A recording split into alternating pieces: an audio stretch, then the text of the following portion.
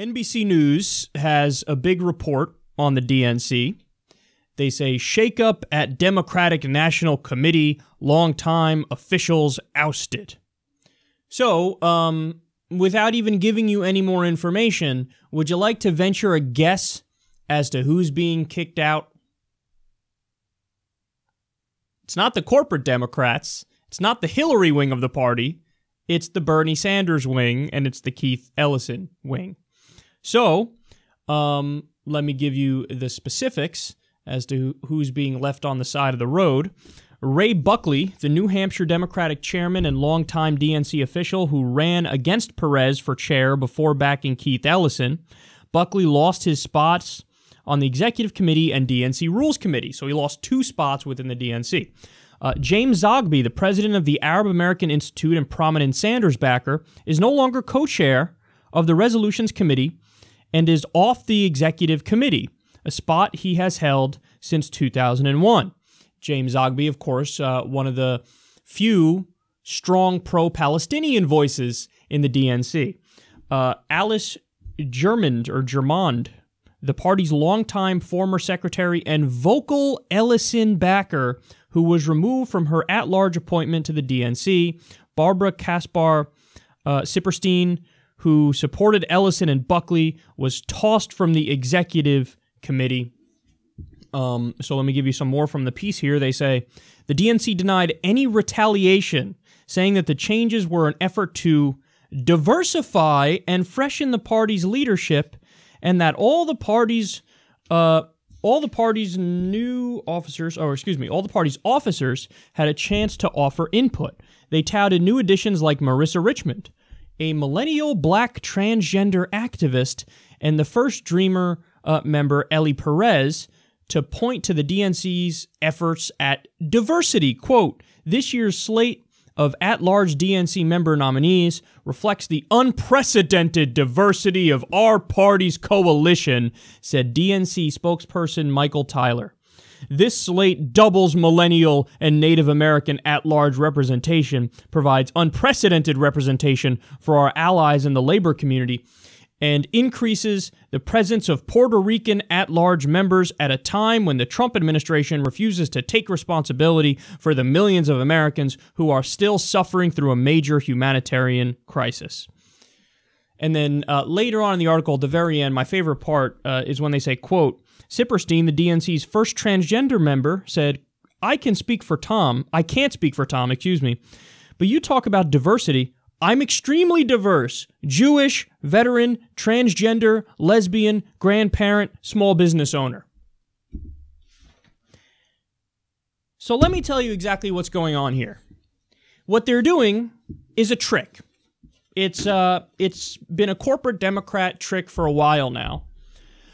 What they do is you replace genuine progressives, genuine populist leftists who care deeply about the issues, and you replace them.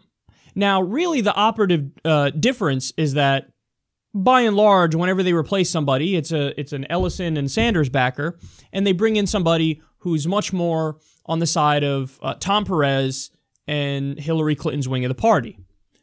But they can't just come out and say that. They can't just come out and say, okay, let's be honest here. The DNC is still taking corporate money. The DNC is still beholden to big donors. The DNC doesn't really want to make changes. We want to run another establishment candidate in 2020. Never mind in the congressional races in 2018. So they can't say we're keeping the party as a neoliberal corporate party in the vision of Hillary Clinton. You can't say that. So what do? You use diversity as a shield. This is McFeminism, McRacism, and McLiberalism. So in other words, now they make it so that when a guy like me comes out here and tells you, hey man, maybe these people don't support Medicare for all and free college and ending the wars, and that's a problem. What are they going to say? Look at this white Bernie bro. How dare he come out against the first transgender in this position? So you know how you know they use it as a shield? Because look at their announcement. Their announcement was, diversity, we're increasing diversity. So, in other words, pick people from various communities to be a token representative of that community without finding out or caring if they're actually committed to populist left ideas, without finding out if they're committed to Bernie Sanders' wildly popular agenda. And of course, by and large, they're not, because you're replacing Sanders and Ellison backers with new people. But now, if you object to it, they're going to call you racist. They're going to call you sexist. Because how dare you? They're going to spin it as if the reason you're against them is because they happen to be female, or they happen to be African American, or they happen to be transgender. They're going to smear you with that. They're not going to listen to you when you say, no, I'm against them because they appear very corporate. That's why I'm against them. Doesn't matter how much evidence you bring out. I mean, think about the fact that during the election, there are many people who refused to vote for Hillary Clinton. And what did they say to you? They said, if you had backed Bernie Sanders, but you don't support Hillary, it's obviously because you're sexist that you don't back her. Even though many of those people voted for Jill Stein, a different woman. So it doesn't matter. The facts don't matter. They're just going to smear you with that. And by the way, this is a recipe to make people deeply cynical. Now you're making it so that anytime there's a case of real discrimination, real sexism, real racism, a real anti-trans issue, now they're going to make it so everybody rolls their eyes and go, sure, yeah, this is discrimination, in the same way it was discrimination when they got mad at Bernie backers for replacing populist leftists with diverse people who don't actually agree with populist left ideas. So it cheapens a real serious issue. It cheapens real issues of bigotry and discrimination and xenophobia. So, you know, in the mind of a corporate Democrat, in the mind of a neoliberal, their ideal society, their ideal cabinet and administration is an administration that's wildly diverse as they continue to do the bidding of corporate America, Wall Street, big pharma, insurance companies. It's continuing the establishment and the status quo, continuing a milquetoast, corporate centrist Democratic Party, while you have a beautifully diverse administration. Hey, we have black people, we have Hispanic people, we have transgender people, we have gay people, so look, we're so diverse. So please look the other way while we continue the status quo, and we don't get a living wage, and we don't get Medicare for all, and we don't get free college, and we don't end the wars, and we don't legalize marijuana. Enough of this nonsense, man. Enough. And by the way, that trick no longer works. It's not going to work. It didn't work in the first place, but it's definitely not going to work now. Because all the charges that think about it for a second. They would charge people like me with being racist and sexist. Meanwhile, I'm one of the co-founders of Justice Democrats. Justice Democrats, we're running actual populist leftists, okay? And it just so happens to be the case that the majority of them are women. So you're going to call me sexist when the organization I co-founded is running majority female candidates? Now, and by the way, let me be clear about something. It's not like Justice Democrats, like we go out there saying, okay, we're only looking for, for diversity here.